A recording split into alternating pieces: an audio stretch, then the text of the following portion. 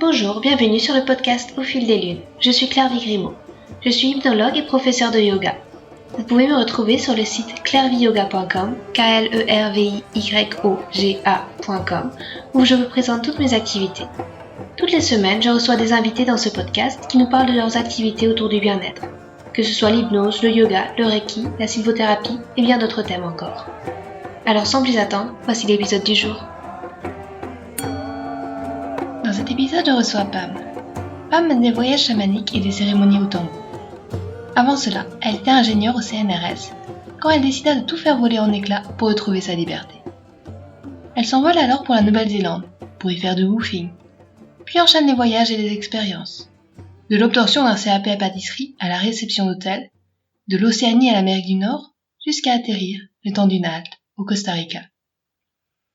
C'est cette vie de nomade digitale qu'elle nous raconte. Balayer les dictats de la société, les attentes étouffantes des parents et les conventions terre-à-terre d'une vie trop cadrée.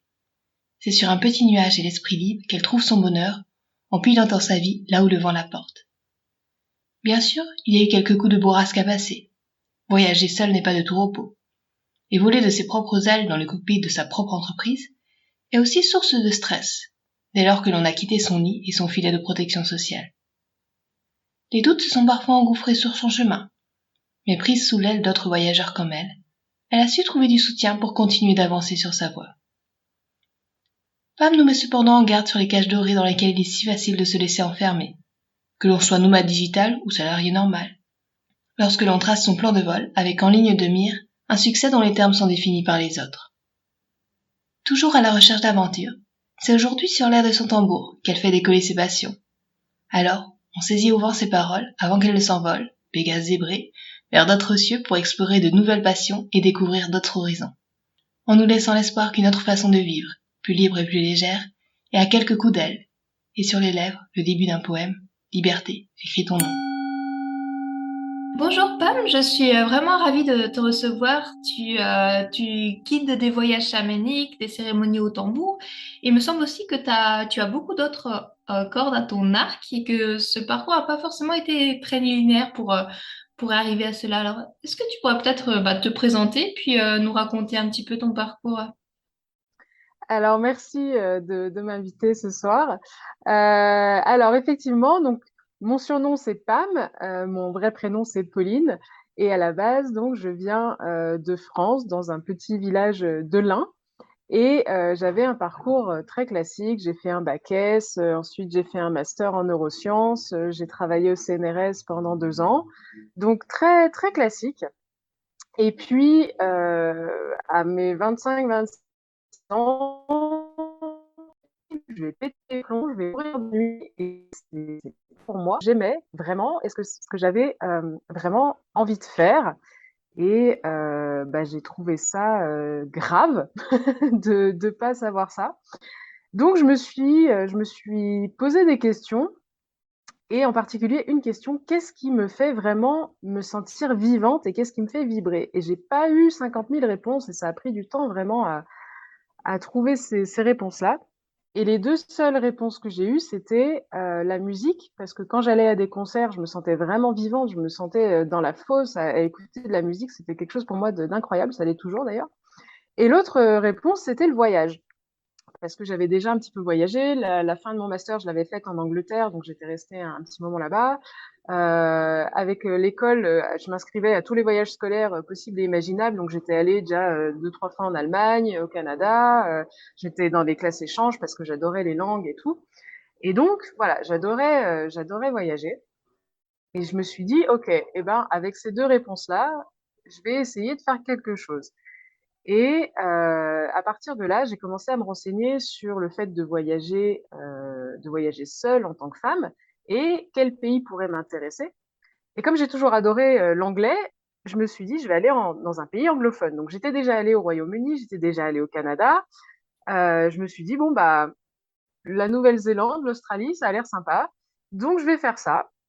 Et j'ai quitté mon job, j'ai quitté mon appart, j'ai tout vendu et j'ai acheté un billet pour partir pendant un an en Nouvelle-Zélande en solitaire, avec une petite escale à Tokyo, une escale en Australie, tout ça. Je suis arrivée là-bas, j'ai acheté une voiture et puis j'ai fait des woofings. Donc, ce qu'on appelle des woofings, c'est des volontariats dans des fermes en général. Donc, on travaille, par exemple, 5 heures par jour en échange du gîte et du couvert. Alors après, ça dépend des arrangements, mais globalement, c'est ça. Donc voilà, j'étais en Nouvelle-Zélande pendant quasiment un an. J'ai traversé les deux îles avec ma voiture. J'ai travaillé dans des jardins de permaculture avec des petits veaux, avec voilà des tas de gens qui m'ont accueilli chez eux, chez elles, et c'était vraiment super enrichissant. Et pendant ce voyage, j'ai aussi découvert quelque chose de nouveau pour moi, qui était le développement personnel et la spiritualité. Des choses dont j'avais quasiment jamais entendu parler avant ça, parce que dans ma famille, on est plutôt athée, voilà, on n'est pas spécialement axé spiritualité ou quoi. Et là, j'ai commencé à lire mes premiers livres ouais, de développement personnel et de spiritualité. Et ça m'a ouvert un monde et je me suis dit, oh là là, mais pourquoi on m'a pas parlé de ça à l'école? Pourquoi on parle pas plus de ça? Pourquoi personne m'a dit que bah, je me sentirais mieux si j'apprenais un peu à me connaître et à comprendre comment je fonctionne et que peut-être tout n'est pas régi par juste la physique et puis c'est tout quoi. Donc voilà, il y a tout un monde qui s'est ouvert à moi avec ça. Et donc à la fin de mon voyage d'un an en Nouvelle-Zélande, je suis retournée en France parce que j'avais envie de rentrer, parce qu'au bout d'un an, voilà, au bout du monde, j'avais ce besoin de rentrer, et puis aussi parce que j'avais un projet. Je m'étais dit qu'à partir de là, j'allais faire uniquement les choses que j'avais vraiment envie de faire. Pas parce que la société me dit de les faire, pas parce que mes parents me disent que c'est le bon chemin ou quoi. Donc, j'ai fait quelque chose que j'avais envie de faire depuis très longtemps, qui était un CAP de pâtisserie. Donc, je suis revenue en France, j'ai passé mon CAP en un an, je suis retournée à l'école avec des petites jeunes, c'était plutôt cool. J'ai fait mon apprentissage avec un super maître d'apprentissage, on est même allé au concours des MOF hein, avec lui, enfin, c'était vraiment cool. Et puis, j'ai aussi passé mes 3 degrés de Reiki dans cette même année. Et voilà, il y a plein de nouvelles choses qui me sont arrivées pendant cette année en France. Et je savais déjà que j'avais envie de repartir tout de suite après. Donc, j'avais à peine eu mon diplôme en poche. En même temps que mon CAP, j'ai aussi fait une formation de rédaction web parce que je me suis dit, OK, voyager, c'est cool, mais comment est-ce que je vais pouvoir gagner de l'argent maintenant pour voyager? Parce que le woofing, c'est sympa quand on est jeune, mais j'avais pas forcément envie non plus de faire ça toute ma vie. Donc j'ai fait aussi cette formation de rédaction web, j'y connaissais rien. Bon, j'aimais bien écrire, j'aimais bien la littérature et tout, même si j'ai un parcours plutôt scientifique à la base. Mais je me suis dit, voilà, c'était une bonne occasion de faire autre chose. Donc j'ai créé ma micro-entreprise avant de partir aussi. Et puis à cette année-là, bah, je suis partie.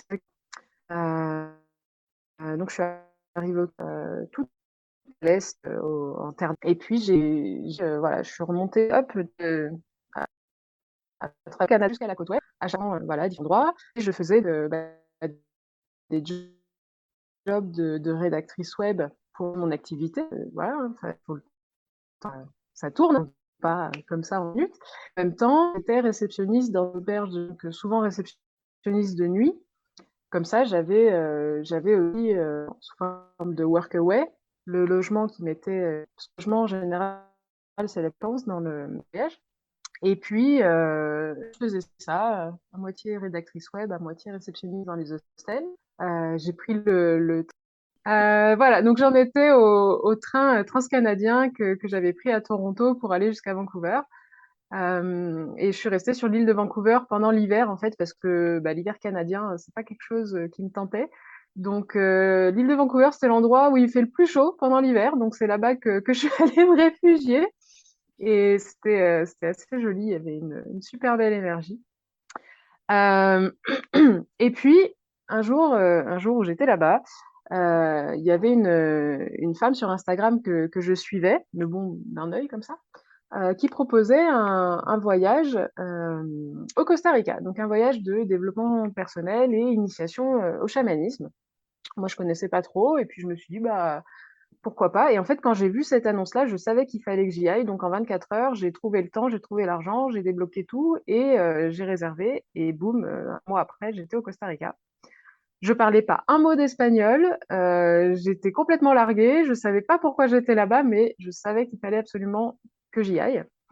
Donc voilà, j'ai fait ce séjour de 10 jours avec 10 femmes et c'était vraiment cool avec Margot Hamann, vous la connaissez peut-être, c'est une coach de développement personnel, voilà, ce qui est sur les réseaux. Et puis à la fin, donc on a fait une découverte du chamanisme, on a fait plusieurs cérémonies, dont une cérémonie de cacao notamment. J'avais encore jamais fait ça. Et puis la personne qui organisait ça m'a mis un tambour dans les mains. On était 10 et il y a qu'à moi qu'elle a mis un tambour dans les mains. Je me dis bon, ok, pourquoi pas. Puis j'ai commencé à jouer, j'ai trouvé ça sympa et tout. Et puis on m'a dit mais tu sais, avec le tambour, on peut rentrer en transe, on peut faire des voyages chamaniques. Et au début, j'ai explosé de rire. Je me suis dit, mais n'importe quoi, avec une flûte traversière aussi, on peut rentrer en transe. Donc j'y croyais pas du tout.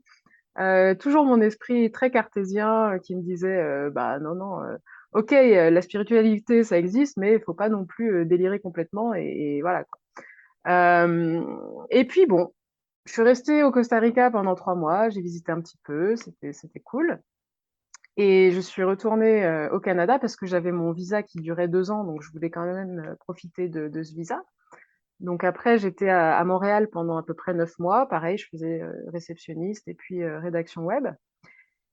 Et puis là, en fait, bah, j'ai vu il y avait pas mal de personnes canadiennes, indigènes également, qui proposaient des ateliers de fabrication tambours, des cérémonies, voilà, des choses comme ça. Et en fait, je me suis rapprochée de ces personnes-là. Comme ça, bah, j'ai fabriqué mon tambour qui est derrière moi, que j'ai commencé à me former en fait un petit peu à tout ça, au contact des personnes. Et puis une fois que j'ai mis le pied dedans, bah, c'était voilà, c'est quelque chose qui m'a pas quitté et le tambour c'est devenu une pratique quotidienne pour moi et j'ai fait des chaque jour, plusieurs années. J'ai continué à voyager. Après, je suis allée en Guadeloupe pendant 2, 3 mois. Je suis allée en République dominicaine. Et enfin, il y a un petit peu moins de 3 ans, je suis retournée au Costa Rica parce que ce pays m'appelait énormément. Il fallait absolument que j'y retourne. Donc, j'y suis retournée. Et je devais y rester que 3 mois à la base. Et puis ensuite, rentrer en France. Et puis finalement, donc tous les vols. Donc, je n'ai pas pu rentrer et un séjour qui devait durer 3 mois, ben là, s'est transformé en séjour de 3 ans. Que voilà, je suis encore pour l'instant au Costa Rica. Je ne sais pas pour combien de temps je vais y rester. Et voilà, j'habite seule au fond d'une finca dans la forêt, comme une sorcière. Je vois très peu d'humains, à part un ami indigène d'ici avec qui on fait plein de projets. On vient d'écrire un livre, on vient de le soumettre à des maisons d'édition, voilà, pour parler de la culture indigène du Costa. Et, euh, et puis j'ai arrêté mon rédaction web aussi parce que voilà, c'est quelque chose pendant un moment. Mais moi, je suis quelqu'un qui se passionne pour plein de choses et qui se passe assez vite. Donc j'aime bien chaque activité en fait tous les ans, tous les 2 ans et découvrir des nouvelles choses. Et comme il y avait de plus en plus de gens qui me contactaient justement par rapport à Tambour pour faire un voyage chamanique, apprendre à faire ça parce qu'on me l'a demandé. Et puis en fait, de fil en aiguille, c'est devenu bah, l'activité que je fais maintenant.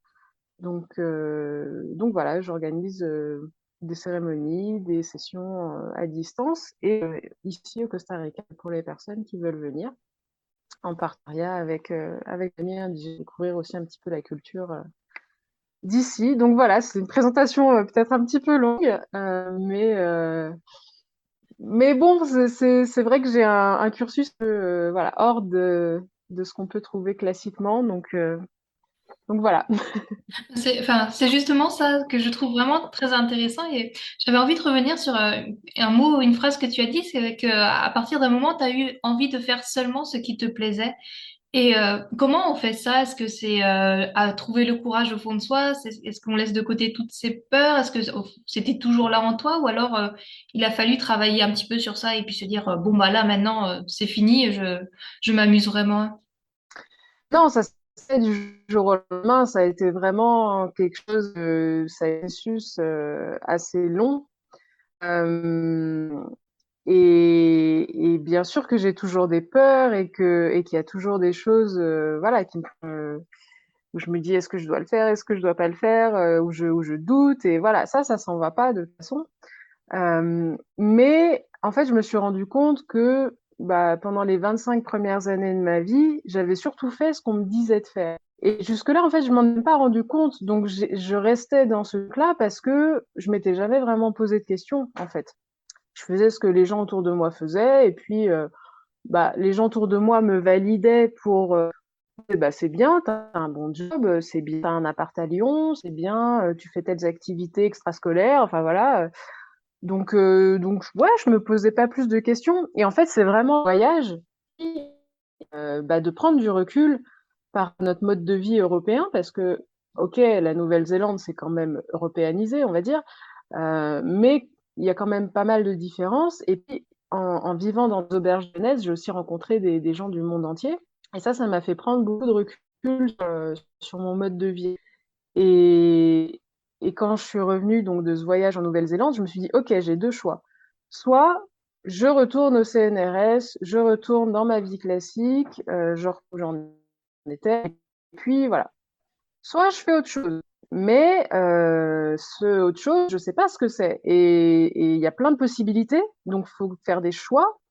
Mais je sais pas quoi, je sais pas vraiment à l'intérieur de moi, voilà, ce que je veux faire maintenant. Et donc, face à ces deux choix-là, bah, ma fille, il me poussait plutôt à revenir au CNRS, à retrouver mon job d'ingénieur, enfin voilà, à revenir dans les clous, parce qu'évidemment, eux, ça les sécurisait de savoir que j'avais un emploi stable, de savoir que, bon, voilà. Mais moi, ça me sécurisait pas du tout, et ça m'a tout peur, par exemple, d'avoir un CDI ou de faire un prêt pour acheter une maison, parce que moi, je me sentirais piégée, et ma valeur principale, c'est la liberté. Moi, je veux toujours être libre de mes mouvements. Donc, je me suis dit, OK, je vais pas opter pour la sécurité, opter pour la liberté, avec les conséquences que ça a. Voilà, la liberté, c'est pas non plus facile. Et, et donc, je me suis dit, bon, bah, maintenant que j'ai cette liberté, qu'est-ce que je vais en faire?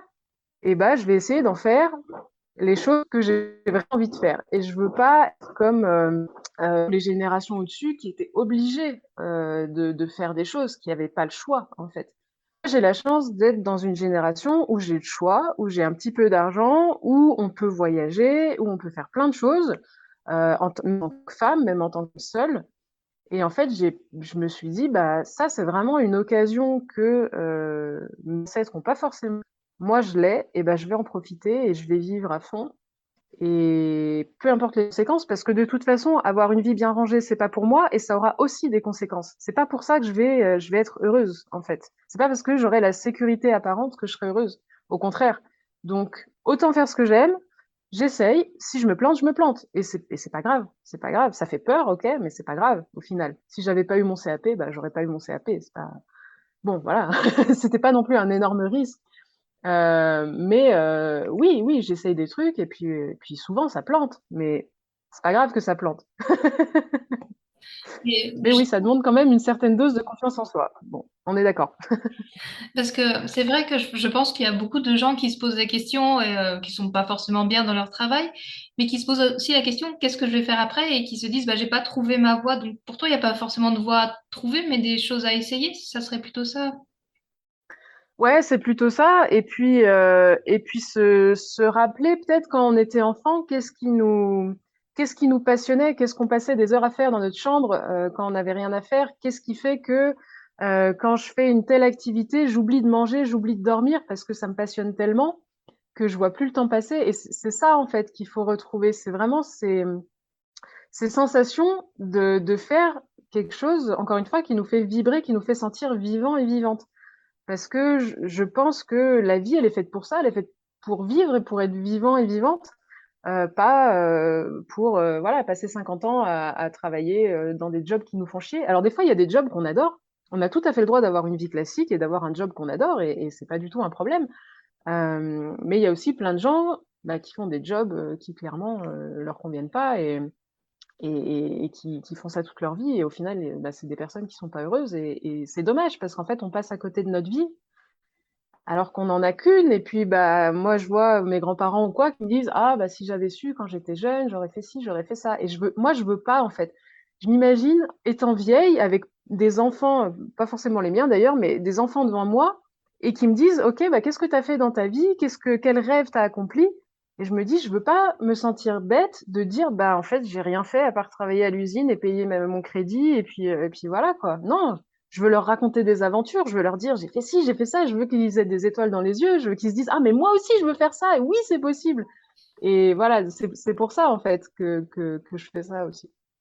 Et tu penses que c'est plus facile peut-être de le faire aujourd'hui, où tu rencontres plus de gens qui ont envie de tout plaquer et puis d'essayer ces choses? Alors c'est sûr qu'il y a beaucoup de gens, moi j'ai 33 ans maintenant et donc j'ai commencé à voyager il y a à peu près 6 ans, 6 7 ans, ouais. Euh, c'est vrai il y a beaucoup de gens, puis notamment après le Covid, qui se sont rendus compte que voilà, c'était très difficile, le confinement, la famille, il y a beaucoup de choses qui ont changé aussi pendant cette période. Les restrictions de liberté aussi qui font un petit peu peur. Donc il y a beaucoup de gens qui se sont dit, moi je veux vraiment m'affranchir de tout ça et faire autre chose parce que c'est plus possible. Après, effectivement, bah, la difficulté, c'est de sortir de ses propres habitudes, parce que quand on a déjà un travail, quand on a déjà une routine, quand on a tout ça, quand on a un crédit à payer, quand on a des enfants qui doivent aller à l'école, quand on a, je sais pas, quand on est en couple et qu'on vit avec quelqu'un, bah, c'est sûr que c'est des contraintes qui se rajoutent et qui font que bah, on a peut-être moins de degrés de liberté justement pour pouvoir bouger et pour pouvoir changer de situation. Et puis soi-même, il faut se dire, ok, je suis peut-être dans un certain confort que je vais abandonner parce que si je commence une nouvelle activité, peut-être qu'au départ ça va pas marcher aussi bien que le job que j'ai maintenant. Si c'est une activité indépendante, eh ben les salaires fluctuent selon les mois. Il y a moins de garanties aussi pour quand on veut louer un appart ou faire des projets à long terme. Donc c'est des choses vraiment à prendre en compte et c'est pas pour tout le monde vraiment de faire ce genre de choses. Il y a des personnes qui sont beaucoup plus sécurisées, par exemple d'avoir un emploi salarié toute leur vie et qui voilà qui le vivent bien.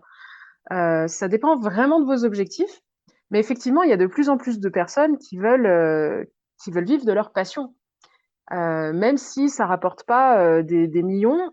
Beaucoup de gens se rendent compte maintenant que bah, leur propre bien-être, leur santé mentale aussi et physique sont beaucoup plus importantes que l'argent au final. Et, et c'est pas toujours facile de passer de l'un à l'autre parce que c'est vraiment une étape voilà, qui peut être compliquée encore une fois selon les contraintes qu'on a. Mais c'est possible. Voilà. Moi, ce que je veux vous dire, c'est que ça peut se faire, c'est possible. Et oui, il faut y réfléchir. Oui, il y a des choses à mettre en place. Oui, bah, par exemple, moi, quand j'ai ouvert ma première entreprise, j'y connaissais rien. Je savais pas ce que c'était. Je connaissais pas les différentes sortes d'entreprises. Je savais pas comment on faisait. Je savais pas faire la comptabilité. Je savais rien faire.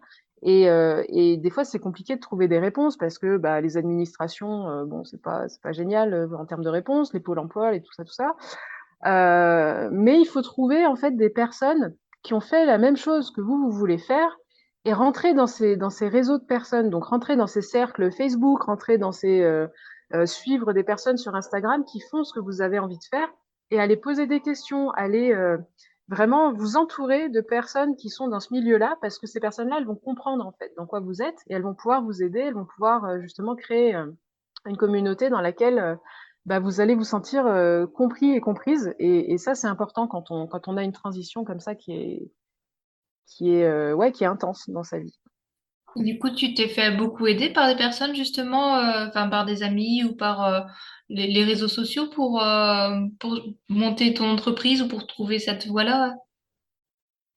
Alors bah déjà pour commencer à voyager seule et tout, le woofing je connaissais pas, donc en fait j'ai traîné beaucoup sur des groupes Facebook, sur les groupes des voyageuses solo, que ce soit en français, en anglais, des groupes internationaux, voilà, pour avoir des recommandations de où aller, de tout ça, tout ça. Pour la formation de rédaction web, donc là, j'ai fait une formation en ligne avec des personnes qui sont digital nomades depuis une quinzaine d'années et qui font ça et qui savent ce qu'elles font. Donc j'ai aussi ciblé ces personnes-là pour m'aider. Pour l'ouverture d'entreprise, bah, j'ai fait beaucoup de recherches sur Internet. Pareil, je me suis inscrite dans des groupes Facebook avec des gens qui étaient en train de faire le processus. Et j'ai appris ça comme ça. Là, je l'ai fermé, ma micro-entreprise, parce que je voulais plus dépendre de la France pour X raisons. Donc, j'ai créé une société aux États-Unis maintenant. Et bah pareil, c'était tout un nouveau processus à refaire. Et donc, voilà, c'est une amie qui m'a expliqué comment faire les étapes de A à Z. Mais encore une fois, c'est beaucoup de recherche. Voilà, donc ça se fait pas en 5 minutes. Mais effectivement, le support, le soutien que vous allez avoir autour de vous va être vraiment super important. Et il faut pas rester seul là-dedans. Parce que aussi, souvent, quand on a un travail salarié, on a des collègues de travail autour de la machine à café, on a quand même un lien social qui est assez important. Et quand on est, dans mon cas, quand on voyage solo et qu'on est auto-entrepreneur, entrepreneuse, et ben on va être beaucoup plus seul au final dans notre travail. Il y a pas la machine à café, il y a pas, voilà. Donc c'est important d'être dans des groupes d'entrepreneurs, de digital nomades, tout ça, et de se soutenir entre nous sur Instagram. On est plusieurs, on fait pas des activités nécessairement similaires, mais on se soutient, voilà, on se met des commentaires, des machins, on se partage parce on sait ce que c'est et on sait à quel point c'est difficile. Donc encore une fois, voilà, le réseau, c'est super important. Ouais. Et tu dis que c'est difficile. Est-ce qu'il n'y a pas justement enfin, de plus en plus de concurrence? On voit sur Instagram peut-être la vie rêvée d'auto-entrepreneuse dans des endroits magnifiques à travailler peut-être la 4 Hour Work Weeks de Tim Ferriss. Est-ce que c'est vraiment ça la réalité ou alors il y a quand même des questions à se poser et pas sauter peut-être de but en blanc dans ce rêve-là? Alors effectivement, sur Instagram, sur les trucs comme ça, on nous vend du rêve. Bien sûr qu'on nous vend du rêve. Voilà, les influenceuses au bord des piscines, dans des hôtels 5 étoiles qui changent toutes les semaines. Évidemment, ça va pas être ça votre vie. Enfin, à moins que vraiment ce soit ça votre objectif et que ce soit votre rêve de faire ça et que vous mettiez tout en œuvre et puis que ça marche. Voilà, ça va pas être ça, clairement. Mais le truc, c'est quoi, en fait, votre objectif là-dedans? Est-ce que votre objectif, c'est d'avoir 100 000 followers et d'aller dans des piscines 5 étoiles tous les 5 matins? Est-ce que c'est ça votre rêve vraiment? Ou est-ce que c'est autre chose? Moi, je sais que je fais ça, je fais cette activité, pas pour gagner plus d'argent, mais pour avoir la liberté géographique, pour pouvoir voyager. Ça, c'est vraiment quelque chose de super important pour moi. La liberté d'organiser mon emploi du temps comme je le souhaite, parce que c'était vraiment une grosse contrainte quand je devais aller travailler tous les matins à 9 heures et rentrer à 18 heures, parce qu'il y a des jours où j'ai pas envie de travailler et il y a des jours où je suis hyper productive à 3 heures du matin. Ben voilà. Ça, c'est vraiment quelque chose, moi, j'avais besoin de cette liberté d'organiser mon temps. Et aussi, je le fais parce que j'ai besoin de temps libre pour faire des projets à côté.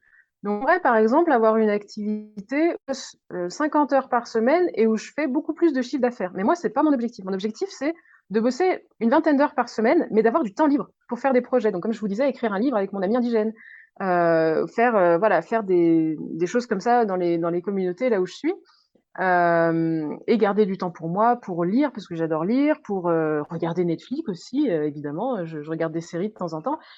Mais encore une fois, ça dépend pourquoi vous le faites. Si c'est pour gagner de l'argent, bah, en fait, ça va être comme un job salarié. Vous allez bosser 70 heures par semaine à fond, à fond, à fond. Et au final, ça sera pas les 4 heures par semaine de Tim Ferriss. Et oui, bien sûr qu'il y a il y a des stratégies pour optimiser votre temps de travail, pour être. Moi, je sais que je suis une personne qui fait toujours tout très vite et qui est super efficace. Et en fait, ça me pénalisait dans le travail salarié parce qu'une tâche que moi je mettais 1 heure à faire, les autres mettaient 3 heures à la faire. Mais au final, bah moi, j'étais pas payée plus parce que je la faisais en 3 fois moins de temps la tâche. Donc, il y a aussi ça à prendre en compte si vous êtes efficace, si vous êtes autodiscipliné, parce que pareil. Quand on est dans le salariat, bon, bah, on a un cadre, on nous dit quoi faire, on nous donne des tâches et puis on nous dit quand venir. Quand on est auto-entrepreneur, entrepreneuse, eh ben, il faut vachement d'autodiscipline pour se dire aujourd'hui, c'est pas Netflix, aujourd'hui, il faut que je bosse. Et j'ai tel deadline à respecter et si je les respecte pas, bah, ça va être un problème. Et puis, il faut faire sa comptabilité, et puis il faut faire, enfin voilà. Il y a plein de choses qu'on nous montre pas sur Instagram, mais qui sont présentes. Gérer une entreprise, bah, ça prend du temps. Voilà, faire votre compta, ça prend du temps. Faire tout ce qui est marketing, publicité et tout, Moi, c'était des trucs que je connaissais pas du tout avant. Et maintenant, bah, avec Instagram, voilà, il a fallu que je m'y mette. Donc, il a fallu que je me forme à ça, que je dépense aussi de l'argent pour me former à ces choses-là. Parce que les réseaux sociaux, voilà, c'est pas quelque chose bon, qui m'attirait à la base, mais bon, j'en ai besoin maintenant. Et, et pour ce qui est de la concurrence, je pense pas en fait qu'il y ait trop de concurrence ou qu'on se tire dans les pattes ou quoi. Moi, je pense vraiment qu'il y a de la place pour tout le monde parce que chaque personne propose des choses. Voilà, les choses peuvent être similaires, mais quand on fait une chose avec une personne ou une autre, c'est pas du tout la même énergie, c'est pas du tout la même façon d'enseigner. Comme à l'école, on peut avoir exactement le même programme de CM1, mais selon le maître, là, ça va pas du tout être la même année que vont passer les élèves. Donc là, c'est la même chose en fait. Même pour des activités qui sont similaires, bah, selon avec qui vous allez les faire, ça va être très différent. Et chaque personne a sa propre façon d'expliquer, sa propre façon de voilà d'amener les choses. Donc moi, je pense pas du tout qu'il y ait trop de concurrence. Et au contraire, plus on est de personnes qui faisons une activité similaire, bah, plus ça va stimuler notre créativité pour faire des choses nouvelles, pour faire des collaborations entre nous. Moi, j'adore faire des lives et des collaborations avec des collègues. Et au contraire, on se tire pas dans les pattes. On se dit pas, ah, toi, tu fais des trucs comme moi, c'est pas bien, tu vas me voler mes clients. Mais non, personne vole personne à personne. Enfin, moi, les gens, on peut pas les voler à quelqu'un. Les gens, ils ont leur libre arbitre, ils font ce qu'ils veulent. Donc voilà, moi je crois pas du tout à cette histoire de concurrence qui est pas assez de place ou quoi. Et ouais, mais bon, peut-être je me trompe. Je... Non, enfin, je ne pense pas non plus, mais c'était. Enfin, je trouve que c'est quand même difficile parfois de percer. Et pour quelqu'un qui voudrait se lancer, ça fait aussi peur toute la route qui est à parcourir quand on voit ces personnes suivies par des milliers d'autres personnes et que ça prend du temps aussi de se construire une audience et qu'on le dit peut-être pas assez non plus. Ouais, ouais. Non, mais c'est vrai, tu fais bien de le souligner. Effectivement, ça prend du temps, ça prend de se former, ça prend de se renseigner, ça prend de faire plein d'essais et d'avoir plein d'erreurs. Et des fois, moi, j'ai lancé des trucs, bah, ça n'a pas du tout marché. Et ben, c'est pas grave, je continue, je lance autre chose et j'apprends de mes erreurs. Mais effectivement, tout ce qui est maintenant, on est plus ou moins obligé de passer par les réseaux sociaux quand même pour se faire de la pub. Et c'est un monde très spécifique où il faut vraiment connaître des choses. Et tu vois, moi je te dis ça, mais j'ai même pas 4000 followers sur Instagram. Je suis nulle comparée à des personnes qui ont des centaines de milliers. Mais moi je m'en fous. Je veux pas. L'objectif c'est pas d'avoir des centaines de milliers de followers. C'est que les gens qui me suivent déjà moi, je produis du contenu pour ces personnes-là. Je produis pas du contenu pour avoir encore plus de followers. Ça, je m'en fous. C'est pour que les gens qui me suivent, bah, soient satisfaits et satisfaites de ce que je propose et que, voilà, ces personnes puissent y trouver ce qu'elles cherchent. C'est tout. D'accord. Et on a Et parlé pour toi, aussi. Pardon. Mais je disais, on a parlé des moments assez difficiles, des moments de doute. Il y a eu des moments, enfin, dans ton parcours où tu t'es vraiment dit, ouais, ça serait quand même plus facile que je retrouve un statut, enfin, plus conventionnel ou une carrière plus conventionnelle, où tu t'es dit, bon, non, je trace, advienne que pourra. ah, c'est sûr qu'il y a des moments de doute, il y a des moments où voilà, je me suis dit, bon, là, j'ai fait un chiffre d'affaires pas extraordinaire.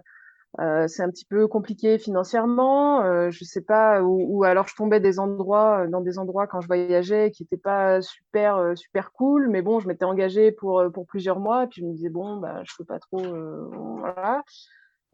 Oui, oui, bien sûr, j'ai eu des moments de doute, et puis ma famille aussi qui me disait bah reviens en France quand même t'as la sécurité sociale, t'as le pôle emploi si jamais, voilà, enfin t'as quand même plein de filets de sécurité en France que t'as plus une fois que tu pars. Parce que quand tu pars, t'as plus de chômage. Quand tu pars, t'as plus de sécu. Il faut t'assurer toi-même. Enfin, il y a plein de choses en fait à penser avant de faire ça. Donc oui, oui, bien sûr, il y a des moments où ma famille me disait, mais écoute, rentre, retrouve un job normal, puis voilà, tu te poses pas de questions, tu fais ton 9-15 et puis ton 9-17 et puis voilà, c'est. Mais non, je peux pas retourner à ça, même si je doute, même si là, tu vois, mon mois d'août, typiquement, j'ai fait mon pire chiffre d'affaires depuis que j'ai ouvert mes entreprises, je sais pas, 3 ou 4 ans. Ce mois d'août, j'ai fait mon pire chiffre d'affaires et je me suis dit, mais merde, qu'est-ce que j'ai fait de travers? J'aurais pas dû faire ci, j'aurais pas dû faire ça. Et puis j'ai dépensé plein d'argent en formation justement pour et en coaching sur moi-même pour être me connaître mieux et savoir comment gérer les trucs et tout. Donc j'ai dépensé plein d'argent, j'en ai pas fait rentrer. Qu'est-ce que je vais faire quoi? Et ben même avec ça, je me dis je m'en fous, je vais manger des pâtes tout le mois, mais je continue. Jamais de la vie, jamais de la vie, je vais revenir et je vais rétropédaler là-dedans parce que ce serait un échec. Ou alors, il faudrait vraiment qu'on me propose un job sur mesure et que ce soit quelque chose, encore une fois, où j'ai de la liberté. Mhm. Mais sinon, non. Pour moi, ce serait vraiment très, très dur de retourner à un job conventionnel, on va dire. Mais encore une fois, moi, j'ai la chance de pas avoir de contraintes dans le sens où j'ai pas d'enfant et j'en veux pas. Je suis pas en couple, donc j'ai pas aussi une autre personne qui me dit, bah, moi, je veux voyager ici alors que moi, je veux voyager là-bas. Voilà, j'ai personne à charge et ça, c'est quand même aussi une liberté que je me suis donnée, mais que tout le monde n'a pas et qu'il faut évidemment prendre en compte. Si on a des enfants à nourrir, bah ouais, c'est moins simple, effectivement. D'accord. Mais c'est vrai que tu disais qu'une de tes valeurs fondamentales était la liberté, et je pense que ça se ressent, ce mot-là d'ailleurs, revient souvent dans ton discours, et c'est vrai que bah, ça correspond tout à fait à ton mode de vie. Et je voulais te poser une question aussi. Tu disais que tu te lassais souvent de ce que tu faisais. Tu penses rester longtemps enfin, au Costa Rica, dans le chamanisme, dans les tambours, ou alors tu as déjà un petit peu la tête ailleurs? Alors, pour le Costa Rica, je vais quitter le Costa Rica bientôt. Mais comme je l'ai encore pas annoncé, je n'en dirai pas plus. Donc voilà, je vais quitter le Costa Rica. Alors moi sincèrement j'aurais aimé rester beaucoup plus longtemps ici, mais pour des histoires de visa, donc ça aussi quand on voyage c'est très important, pour des histoires de tout ça, et puis parce que le Costa Rica m'a appelé à un certain moment, m'a vraiment fallait que j'y aille. Et maintenant, la terre du Costa Rica me dit, ça fait 3 ans, tu as appris ce que tu avais à apprendre, dégage, va dispenser ce que tu as appris, mais voilà, maintenant, il faut que tu te bouges et que tu t'en ailles. Donc voilà, je vais quitter le Costa Rica, mais j'aurais beaucoup aimé vivre là pendant plus longtemps parce que c'est un pays vraiment pour moi, c'est le pays de l'abondance, en fait. Il y a des mangues sur les arbres, des avocats, des ananas, la nature, elle est extraordinaire. Alors, il y a plein de contraintes aussi, hein, comme partout. Là, on a une saison des pluies, ça dure 6 mois. Bah, pendant 6 mois, il pleut tous les après-midi et le linge sèche pas et on sent le champignon. Et bon, bah, voilà, il y a des désavantages aussi. Mais ouais, c'est vraiment un pays que j'aime beaucoup et qui a encore une culture indigène qui est présente, qui est vivante et même si bon, ça décline un petit peu, mais il y a encore plein de choses à faire et à voir ici.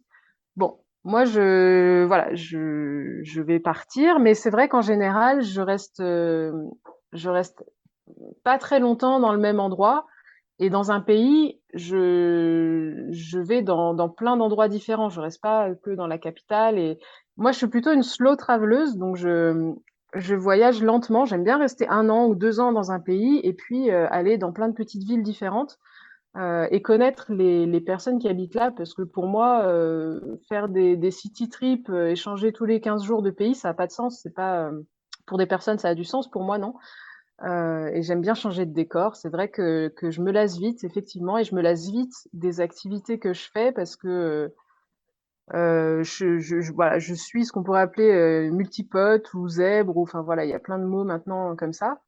Et j'aime bien avoir des passions comme ça qui me prennent. Par exemple, sortie de nulle part, il y a 2 ans, il a fallu absolument que j'achète des aquarelles. J'avais jamais peint ni dessiné de ma vie. Et puis là, ça m'est sorti comme une envie de pisser. Fallait que je me mette à l'aquarelle. Donc voilà, il y a 2 ans, je me suis mise à l'aquarelle. Et voilà. Et puis maintenant, bon, un petit peu moins. Mais ça, je vais pas en faire une activité. Je vais pas vendre mes aquarelles. Voilà, c'est juste comme ça. Mais c'est pour dire que c'est dans plein de domaines de ma vie où effectivement, je me lasse assez vite et en fait, j'ai besoin d'une stimulation intellectuelle vachement, vachement importante. Et j'aime bien, ouais, les nouveaux défis. Donc, bah là, dans mon activité, ce qui est cool avec le tambour quand même, c'est qu'on peut faire plein de choses différentes. On peut faire des cérémonies, on peut le faire à distance, on peut le faire en présence, On peut faire du sound healing, donc plutôt de la sonothérapie, ou plutôt des voyages chamaniques, ou plutôt des régressions dans les vies antérieures, ou plus, enfin, il y a plein de trucs hyper variés. Et moi, ça me permet de ne pas avoir tous les jours la même routine, parce que je déteste la routine. Enfin, pour certains trucs, oui, pour certains trucs, non. Mais, ouais, je me suis pas encore lassée, en tout cas, de ça. Et vraiment, ouais, le tambour, ça fait plusieurs années que j'en fais, et quasiment tous les jours. Et je pense que c'est vraiment quelque chose que j'avais au fond de moi, mais que je savais pas que ça existait, je connaissais pas. Et c'est pour ça que j'en faisais pas avant. Mais par exemple, avant quand j'étais dans mon année de CAP, je me suis acheté une batterie électronique et j'ai pris des cours de batterie parce que je savais que j'aimais taper sur des trucs, que j'aimais chanter en même temps. Donc il y a toujours eu ce truc-là. Mais c'est vraiment quand j'ai découvert le tambour, je me dis ah mais c'est ça qui manquait dans ma vie, c'est ça qui me et je l'utilise autant en développement personnel pour moi, pour apprendre à me connaître, pour voilà, que par exemple pour nettoyer énergétiquement ma maison, que pour faire des trucs sur mes ancêtres, que enfin voilà, il y a vraiment des utilisations hyper variées et moi c'est ça que j'aime aussi dans le tambour, c'est que je me lasse pas. D'accord. Et tu auras des projets à moyen, à long terme ou court terme que tu auras envie de nous partager? Ouais, alors je peux pas tout vous dire encore une fois parce que j'ai pas encore annoncé, voilà. Mais j'aimerais bien travailler plus en présentiel maintenant, parce que bon, en ligne c'est sympa, mais en présence c'est quand même autre chose.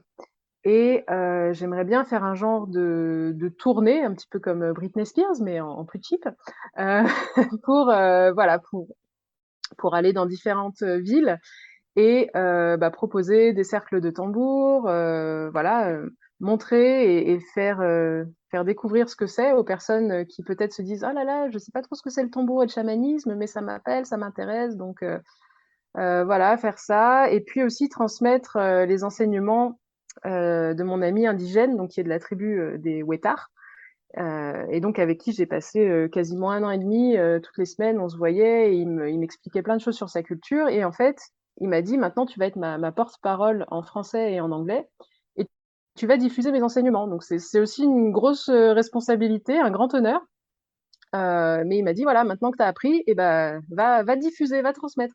Donc j'ai aussi ça à faire comme job et je suis en train de préparer tout ça avec lui et ouais, donc ça, c'est les projets, pour bientôt. D'accord, merci. Et du coup, si les auditeurs veulent te retrouver, tu aurais un endroit vers lequel les diriger sur la toile quelque part? Alors sur, mon Instagram, c'est là où je mets, toutes les infos, les événements, donc c'est, Pam d'amour, comme une pomme d'amour, mais avec Pam, tiré du bas, underscore, tambour, tout simplement. Et puis on a aussi un groupe Telegram, ça s'appelle la Tribu des tambours. C'est un groupe qui est gratuit sur lequel les gens qui pratiquent justement le tambour, qui sont francophones, on a des personnes qui viennent du Québec, de Suisse, de Belgique. On a plein d'artisans et d'artisanes aussi qui fabriquent des tambours, qui proposent des ateliers de création, des housses, des maillotches, enfin plein de choses autour du tambour. Et donc ils mettent les dates de leurs événements, les trucs comme ça. Donc vraiment c'est un groupe Telegram spécifique pour les personnes qui ont envie de découvrir le tambour. Donc vous pouvez retrouver le lien sur mon Instagram. J'ai aussi un compte YouTube avec des méditations guidées au tambour que j'ai enregistré, mais voilà. Le noyau principal, ça reste sur mon Instagram. D'accord. Bon, merci beaucoup pour cette conversation. Puis je te souhaite une belle après-midi au Costa Rica dans ces cas-là, pas mal. Merci beaucoup. Merci et bonne soirée à toi. Merci pour votre écoute. J'espère que vous avez apprécié l'épisode autant que j'ai aimé l'enregistrer. Et puis, désolé pour les petites coupures du début de l'épisode. D'ailleurs, je laisse la parole à Pam qui vous expliquera tout cela. Je suis désolée, on a eu un petit bug parce que actuellement je vis au Costa Rica et au Costa Rica, voilà, l'internet et l'électricité parfois ne sont pas hyper fiables. Donc je suis désolée si jamais il y a des petites coupures. Merci et à bientôt. Pour finir, un petit mot pour vous parler de mon nouveau livre Au fil des lunes, justement inspiré par ce podcast éponyme. Dans ce roman, vous découvrirez l'histoire de 8 personnages dont la vocation est de guider leurs prochains vers un mieux-être, que ce soit à travers le yoga, l'hypnose, le chamanisme, et d'autres disciplines. Ils sont réunis pour un week-end de bien-être. Ce sont leurs confidences que je me suis imaginé recueillir. Ces conversations entre deux portes, entre deux cours, entre deux activités, où les langues se délient et où on revient sur ce qui fait qu'on en est arrivé là. Justement, ce week-end, vous y êtes aussi conviés. Alors quelques mots pour vous mettre dans l'ambiance. Une cloche retentit. Chacun repose sa tisane de camomille ou son verre de brandy. Il est l'heure de quitter la bibliothèque du manoir pour suivre Paul. Celui-ci vous mène au grenier de l'immense bâtisse pour une séance d'hypnose ludique. Cet atelier clôture la 2e journée de la retraite à laquelle vous avez été conviés. Au cours de celle-ci, vous ferez la rencontre d'une chamane, d'un herboriste, d'un maître reiki, d'une prof de yoga et des autres intervenants dont la découverte et leur mission de vie s'est faite non sans heurts, remise en question, doute ou compromis. Ce sont leurs confidences, recueillies au détour de conversations perdues, qui ont inspiré les 8 nouvelles de ce livre, au goût d'escapade hors de son quotidien. Des portraits de personnages touchants, réunis dans un captivant huis clos, dont le parcours chahuté et les étapes de vie qu'ils ont traversées amènent à s'interroger sur les milliers de chemins qui s'offrent devant soi pour réaliser ses rêves.